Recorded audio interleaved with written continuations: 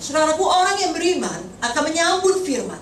Amin. Ya, jadi dia bukan hanya, oh saya disegarkan oleh makanan rohani ini, oh saya diberkati, gitu ya. Puji Tuhan. Tapi itu tidak cukup. Langkah selanjutnya ada perubahan. Amin. Ada tindakan. Amin. Ya, kalau hari ini kita dengarkan firman dari Bu Mutia dengan contoh-contoh praktek yang sangat jelas, yang memang disampaikan dengan hati yang mengasihi untuk menolong kita sampai pada panggilan Tuhan tadi. Dan sejak awalnya itulah kehendak Tuhan bagi kita yang sempurna. Mari kita ada perubahan, mari kita ada tindakan. Amin. Ya, dimulai dari perkataan iman kita yang mengatakan betul itu firman Tuhan itu.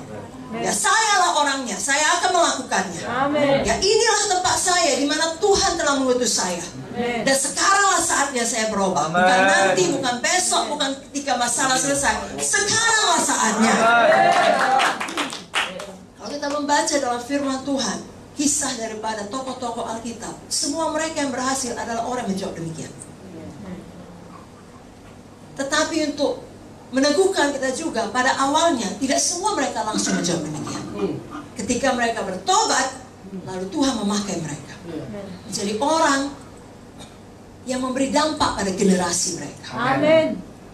Kalau kita ingat Sarah, istri Abraham, ketika firman Tuhan datang kepadanya, dia juga tidak langsung menjawab, iya betul, saya orangnya yang akan melahirkan. Ya, betul, tidak ada yang mustahil bagi Tuhan. Dan sekaranglah saatnya itu digenapi. Tidak, dia justru ketawa kan. Aku sudah tua, bagaimana mungkin aku punya anak? Suamiku pun sudah tua, aku sudah tua. Justru yang sebaliknya dikatakan Sarah. Musa juga, ketika Tuhan memanggil dia di padang Midian, dia tidak langsung berkata, ya Tuhan, ini saya utuslah saya. Sebaliknya dia berkata, bukan saya orangnya,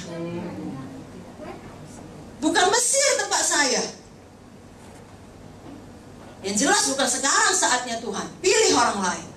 Aku ini gagap, aku tidak pandai berkata-kata. Gideon juga ketika dipanggil Tuhan, dia berkata, aku adalah yang paling kecil di antara kaumku, di antara seluruh suku-suku Israel.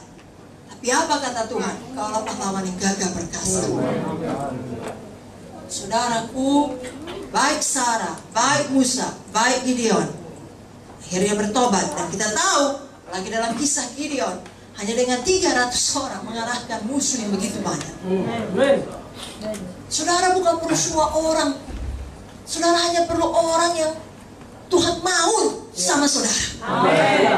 Saudara tidak perlu meyakinkan semua orang. Ada bagian kita masing-masing. Dan saudara, kita tidak perlu terlalu tinggi hati atau serakah. Itu bukan jalan Tuhan, tapi ada panggilan kita. Baik secara pribadi, baik secara sidang. Itu yang kita kerjakan.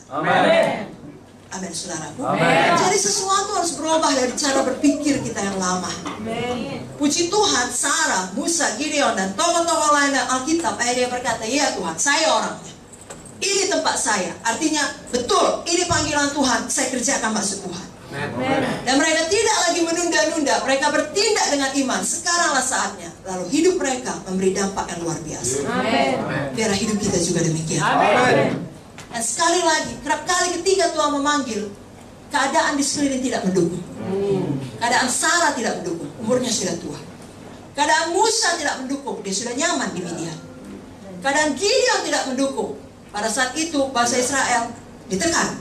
Tahukah saudara, Tuhan Yesus pun lahir di saat yang paling tidak tepat. Saat bangsa Israel di tengah-tengah opresi daripada bangsa lain. Tapi Tuhan, sekali lagi, memanggil saudara sesuai dengan waktu yang dia anggap tepat.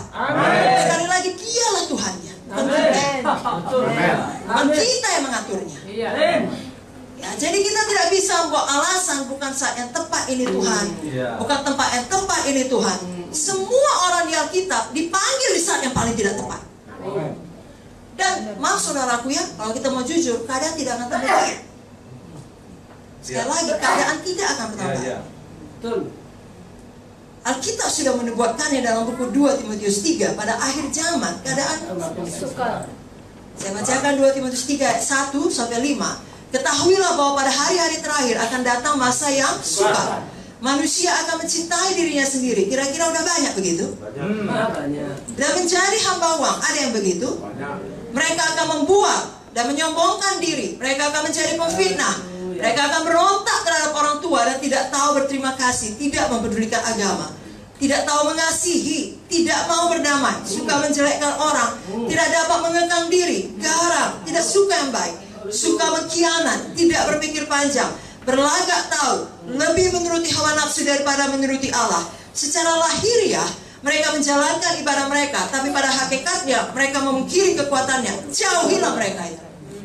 Tuhan bahkan tidak berkata, janganlah kau menjadi kecewa oleh mereka, jangan kau syok, ya, atau jangan berusaha mentobatkan mereka. Jauhilah mereka itu. Kenapa? Karena saudara harus memastikan saudara maju di dalam panggilan Tuhan. Amin. Dan biarlah Roh Kudus bicara kepada kita masing-masing. Amin. Amin, saudara. Amin. Kita bukan hanya menjawab panggilan Tuhan sekali, katakanlah ketika kita altar call, atau yang berikutnya ketika kita menjadi hamba Tuhan, menyerahkan hidup sepenuh waktu. Tidak. Kita menjawab panggilan Tuhan terus-menerus dalam hidup kita. Amin. Mana kita tidak berhenti dalam satu titik yang kita anggap sudah cukup, saya sudah nyaman. Saudaraku, dunia ada di dalam kegelapan.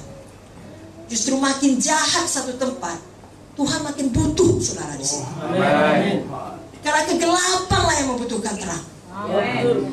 Ada banyak hamba Tuhan senang melayani di tempat yang nyaman. Ya. Tapi sebenarnya Tuhan butuh hamba Tuhan di tempat yang paling tidak nyaman. Haleluya. Bayangkanlah menjadi hamba Tuhan di zaman Elia, dengan Raja Ahab, dengan istrinya Izebel. Itu tempat yang paling tidak nyaman. Tapi Tuhan butuh Elia. Amin. Saya tidak tahu dengan daerah saudara, tapi Tuhan tahu dan Tuhan butuh saudara. Dan daerah-daerah sekitar saudara, karena tidak ada kebetulan. Amin. Tuhan butuh terang di tengah kegelapan. Amin.